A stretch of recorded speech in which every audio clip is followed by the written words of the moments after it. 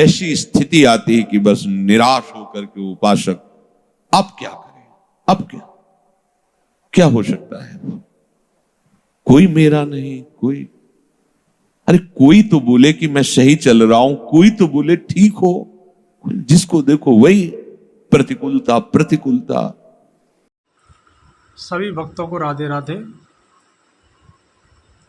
आज के सत्संग का विषय है अनुभव प्रभु कृपा का कैसे होता है, परमानंद में कैसे जाएं। इसी विषय पे गुरुदेव महाराज सत्संग करेंगे।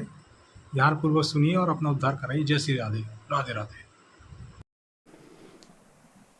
क्योंकि सुख में, अनुकूलता में संसार का संबंध दृढ़ होता है, इसीलिए कृपालु हरि उसे सुखानुभूति संसार में नहीं होने देते, कहीं संबंध दृढ़ नहीं होते, केवल कृपा ही कृपा दिखाई देती। जब वो ऐसी ऊंचाई पे पहुंचता है, लौट के देखता है कि ये तो केवल हरि कृपा थी, नहीं एकदम सीधी चढ़ाई और ऊपर से काई, कैसे हम चढ़ सकते थे, ये तो केवल ऐसा हुआ कि आंख खुली और चढ़ गए, प्रयास ही नहीं हुआ, ये तो केवल कृपा ने किया।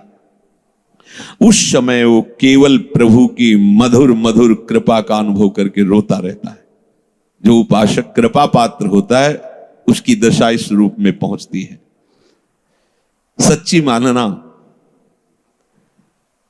कृपा ही बदलती। एक उपासक परिचय के, बढ़िया सुंदर परिवार, अच्छी अर्थ की प्राप्ति की व्यवस्था, और जैसी भक्ति करनी चाहिए वैसी भक्ति कर रहे हैं।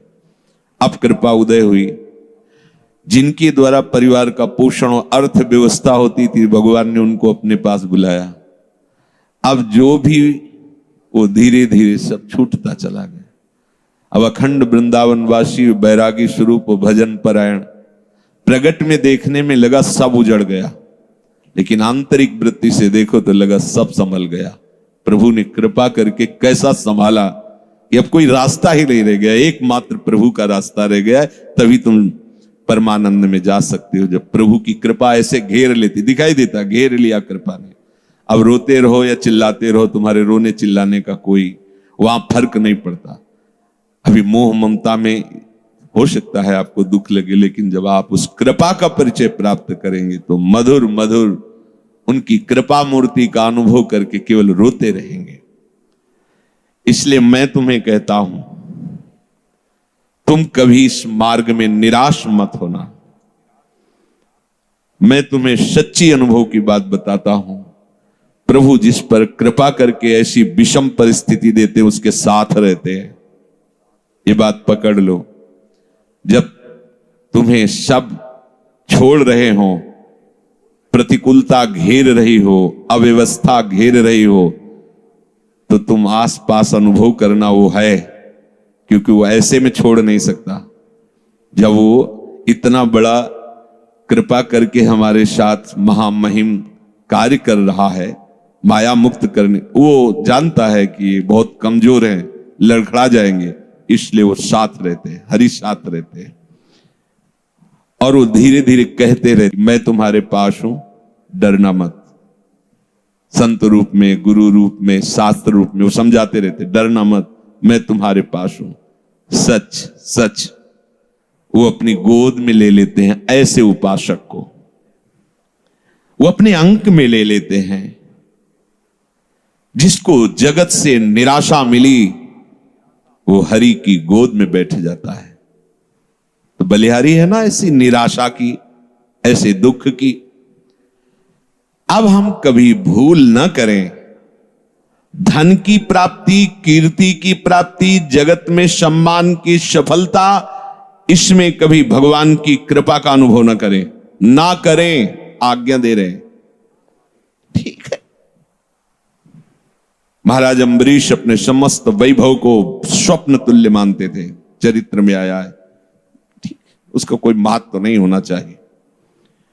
दीनता, दुख, अभाव, निंदा, असम्मान, ये महामधुर मंगलमय भगवान की कृपा हुई है, इसे आदर पूर्वक स्वीकार करो। फिर ध्यान दीजिए, धन, मान, कीर्ति, जगत की प्रत्येक सफलता, अनुकूलता, इसमें कभी भगवान की कृपा को मत मानो। ये महापुरुषों के वचन है। दूसरे इसमें टिप्पणी कर सकते हैं कि भगवान की कृपा न माने, तो इसमें क्या माने? ये भगवान की कभी कृपा नहीं हो सकती। वो अपने कृपा पात्रों को माया में नहीं फंसाते, इसी का नाम माया है। जब उसकी चित्त वृत्ति भगवदाकार होती तो स्वयं यश फैल जाता है, स्वयं सारे वैभव उसके चरणों में लौटते हैं, पर वो उसका आदर नहीं करता, अंदर से उसके प्रति मात तो नहीं रहता। ये अंदर की बातें हैं।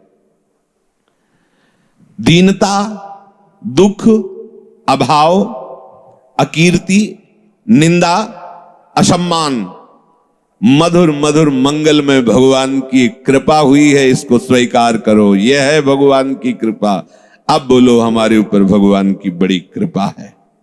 अनुभव करो, तुम्हारे ऊपर प्रभु की बड़ी कृपा है। जो इस मार्ग में अमुक प्रकार का अगर वास मिल जाता, अमुक